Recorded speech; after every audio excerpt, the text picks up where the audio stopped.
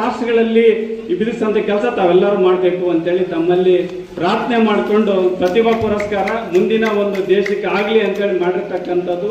ತಾವೆಲ್ಲರೂ ಕೂಡ ಮುಂದಿನ ದಿನದಲ್ಲಿ ಇನ್ನೂ ಹೆಚ್ಚಿನ ಮಟ್ಟದಲ್ಲಿ ಮಕ್ಕಳಿಗೆ ಒಂದು ಮೌಲ್ಯಾಧಾರಿತ ಶಿಕ್ಷಣವನ್ನು ಕೊಡ್ತಕ್ಕಂಥದ್ದು ನಾನು ಅನ್ನಪೂರ್ಣರು ಕೂಡ ನಾವು ಡಿಸೈಡ್ ಮಾಡ್ಕೊಂಡಿದ್ದೀವಿ. ಎಲ್ಲದೂ ಕೂಡ ಮುಂದಿನಿಗೆ ಬೇಕಾದಂಥ KS ISK ಕೋಚಿಂಗ್ಗೆ ಎಲ್ಲರೂ ನಾಗನಗೌಡರು ನಾವೆಲ್ಲ ಮಾಡ್ಕೊಂಡಿದ್ವಿ. ಆ ನಿಟ್ಟಿನಲ್ಲಿ ಕೂಡ ನಿಮಗೇನು ಸಪೋರ್ಟ್ ಬೇಕು, ಯಾಕಂದರೆ ನಮಗೆ ಸರ್ವ ರೋಗಕ್ಕೆ ಸಂಜೀವಿನಿ ಏನಪ್ಪ ಅಂತಂದ್ರೆ ಶಿಕ್ಷಣ.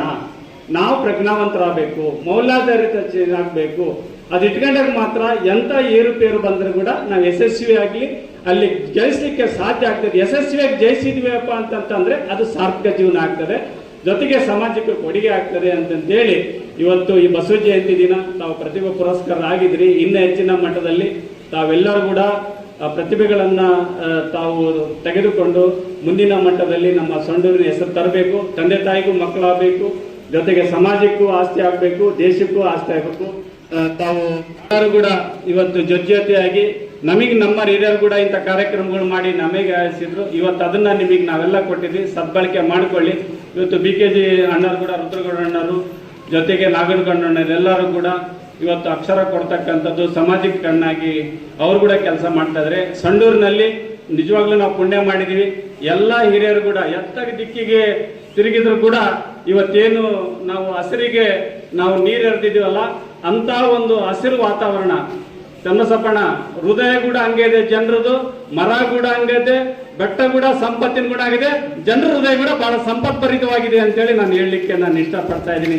ಈ ಸಂಪತ್ಭರಿತ ಜೀವನದಲ್ಲಿ ನಾವೆಲ್ಲರೂ ಕೂಡ ಸಂಪತ್ಭರಿತ ಜೀವನ ಮಾಡ್ಕೊಂಡು ಎಲ್ಲರೂ ಕೂಡ ಸಂತೋಷವಾಗಿರ್ಲಿ ಅಂತ ಬಸವ ಜಯಂತಿ ಶುಭಾಶಯಗಳನ್ನು ಹೇಳ್ತಾ ವೇದಿಕೆ ಮೇಲೆ ಇರ್ತಕ್ಕಂಥ ಮಾತನಾಡೋ ಅವಕಾಶ ಕೊಟ್ಟಂತ ಎಲ್ಲರಿಗೂ, ಸಮಾಜದ ಎಲ್ಲರಿಗೂ ನಾನು ಕೂಡ ನಿಮ್ಮ ಒಬ್ಬ ಸಮಾಜದ ಬಂಧುವಾಗಿ ಮುಂದಿನ ದಿನದಲ್ಲಿ ನಿಮ್ಮ ಭವಿಷ್ಯಕ್ಕೆ, ನಿಮ್ಮ ಅಭಿವೃದ್ಧಿಗೆ ಎಲ್ಲದೂ ಕೂಡ ಜೊತೆಯಾಗಿರ್ತೀನಿ ಅಂತ ಹೇಳ್ತಾ ನನ್ನ ಮಾತು ಮುಗಿಸ್ತಾನೆ. ಎಲ್ಲರಿಗೂ ಧನ್ಯವಾದಗಳು, ನಮಸ್ಕಾರ.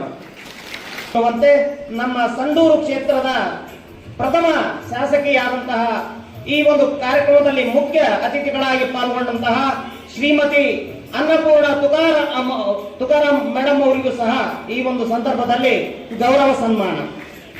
ರಾಜಕೀಯ ಸಾಧನೆಯ ಹಾದಿಯಲ್ಲಿ ಸಂಡೂರು ಕ್ಷೇತ್ರವನ್ನ ಬಳ್ಳಾರಿ ಲೋಕಸಭಾ ಕ್ಷೇತ್ರಕ್ಕೆ ಅನೇಕ ಕೊಡುಗೆಗಳನ್ನು ನೀಡಿ ಅಭಿವೃದ್ಧಿಯ ಕೈಂಕರ್ಯದ ಕಂಕಣವನ್ನ ತೊಟ್ಟಂತಹ ಶಾಸಕರು ಮತ್ತು ಸಂಸದರು ಇವರಿಗೆ ಜೋರಾದ ಚಪ್ಪಾಳೆಯೊಂದಿಗೆ ಸನ್ಮಾನ. ಚಪ್ಪಾಳೆ ಆರೋಗ್ಯದ ಸಂಕೇತ, ಸ್ಫೂರ್ತಿಯ ಪ್ರತೀಕ. ಹಾಗಾಗಿ ವಿದ್ಯಾರ್ಥಿಗಳು ನಿಮಗೆ ಜೋರಾದ ಚಪ್ಪಾಳೆ ಮುಂದಿನ ಜೀವನದಲ್ಲಿ ಬರಬೇಕು ಅಂದ್ರೆ ಅವರಿಗೆ ಜೋರಾದ ಚಪ್ಪಾಳೆಯನ್ನ ತಟ್ಟಬೇಕು.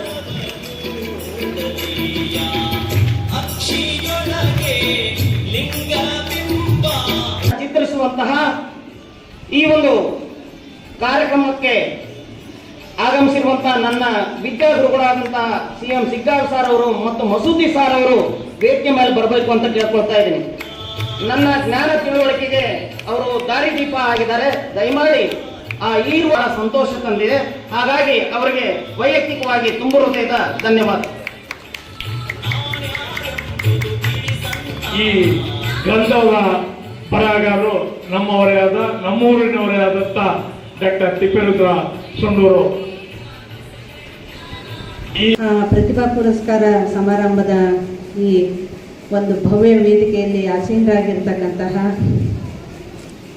ಲಿಂಗನಾಯಕನಹಳ್ಳಿಯ ಜಂಗಮ ಕ್ಷೇತ್ರದ ಪರಮಪೂಜ್ಯ ಶ್ರೀಮನ್ ನಿರಂಜನ ಪ್ರಭು ಚನ್ನವೀರ ಮಗಿಗಳ ಪಾದಗಳಿಗೆ ವೇದಿಕೆಯಲ್ಲಿ ಆಸೀನರ ಅಖಂಡ ಬಳ್ಳಾರಿ ಮತ್ತು ವಿಜಯನಗರ ಜಿಲ್ಲೆಯ ಲೋಕಸಭಾ ಸದಸ್ಯರು ಮತ್ತು ನನ್ನ ಬಾಳ ಸಂಗಾತಿಯೂ ಆಗಿರ್ತಕ್ಕಂತಹ ಸನ್ಮಾನ್ಯ ಶ್ರೀ ತುಕಾರಾಮ್ ಅವರೇ ಮತ್ತು ಅಧ್ಯಕ್ಷ ಮೂಲಕ ಅವರ ವಚನಗಳ ಮೂಲಕ ನಾವಿವತ್ತು ತಿಳ್ಕೋಬೋದಾಗಿದೆ. ಇವಾಗ ಬಸವಣ್ಣನವರು ಹೇಳ್ತಾರೆ, ಕಳಬೇಡ, ಕೊಲಬೇಡ, ಉಸಿಯ ನುಡಿಯಲು ಬೇಡ, ಮುನಿಯಬೇಡ, ಅನ್ನರಿಗೆ ಅಸಹ್ಯ ಪಡಬೇಡ, ತನ್ನ ಬಣ್ಣಿಸಬೇಡ, ಇದರ ಹಳೆಯಲು ಬೇಡ, ಇದೇ ಅಂತರಂಗ ಶುದ್ಧಿ, ಇದೇ ಬಹಿರಂಗ ಶುದ್ಧಿ, ಇದೇ ನಮ್ಮ ಕೂಡಲ ಸಂಗಮ ದೇವನೊಲುಮೆ ಅಂತ ಹೇಳ್ತಾರೆ. ಯಾವಾಗ ನೀನು ಇನ್ನೊಬ್ಬರನ್ನ ಅಸಹ್ಯ ಪಟ್ಕೊಳ್ತೀಯ, ಆಮೇಲೆ ಇನ್ನೊಬ್ಬರನ್ನ ಹೆಚ್ಚಿಗೆ ನೀನು ಬೈಯತಕ್ಕಂಥದ್ದು, ಇದೆಲ್ಲದೂ ಬೇಡ. ಇದೆಲ್ಲ ಬಿಟ್ಟು ಬಿಡು ಇದನ್ನೆಲ್ಲ, ಇದು ನಿನ್ನ ಅಂತರಂಗ ಶುದ್ಧಿಯನ್ನು ಮಾಡ್ತದೆ, ಇದೆಲ್ಲ ಯಾವಾಗಲೂ ಒಳ್ಳೆ ದಾರಿಯಲ್ಲಿ ನಡಿ ಅಂತೇಳಿ ಈ ವಚನ ಇವತ್ತು ನಮ್ಮ ಸಮಾಜಕ್ಕೆ ಒಂದು ದಾರಿದೀಪ ಆಗಿರ್ತಕ್ಕಂಥದ್ದು.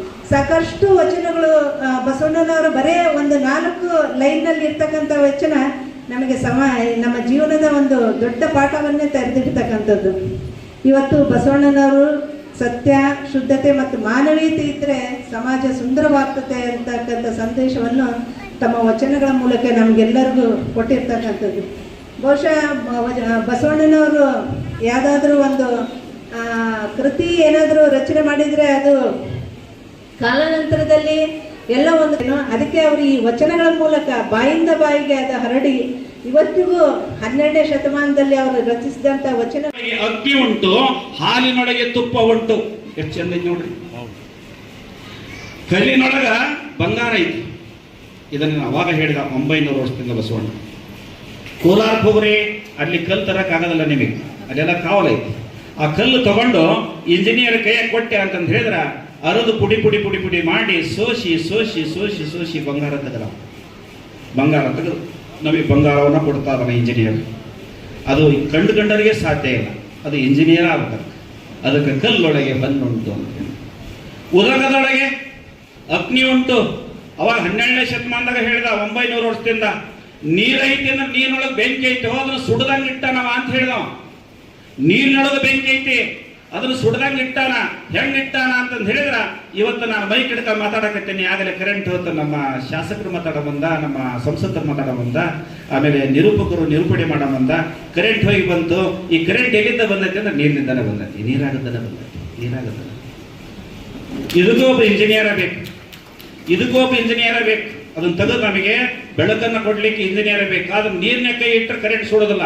ಆದ್ರೆ ಅದೇ ಕರೆಂಟ್ ನೀರಿನೊಳಗೆ ಬಿತ್ತು ಅಂದ್ರೆ ನಾವು ಬಿಡೋದಿಲ್ಲ. ಎಷ್ಟು ಚಂದ ಐತಿ ನೋಡ್ರಿ. ಇದನ್ನು ಅವಾಗ ಹೇಳಿದ ಬಸವಣ್ಣ.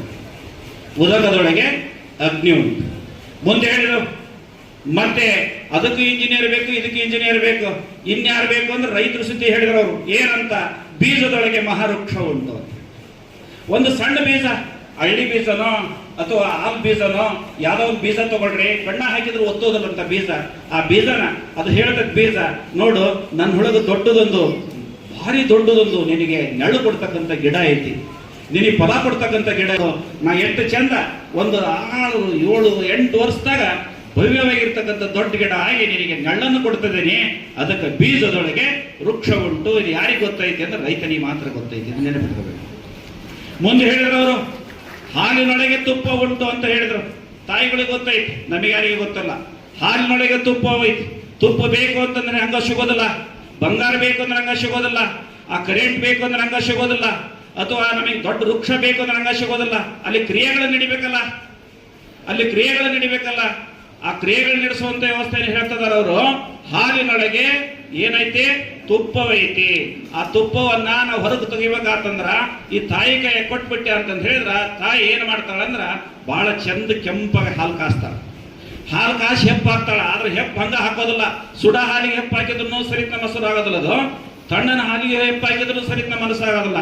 ಅದಕ್ಕೊಂದು ಹದ ಐತಲ್ಲ, ಆ ಹದ ನೋಡಿ ಆ ತಾಯಿ ಅದಕ್ಕೆ ಮೊಸರಿಗೆ ಅದು ಹಾಲಿಗೆ ಹೆಪ್ಪ ಹಾಕ್ತಾಳ, ಮೊಸರನ್ನು ಮುಟ್ಟಿಸ್ತಾಳ. ಮುಂದ ಬಹಳ ಅಂದ್ರ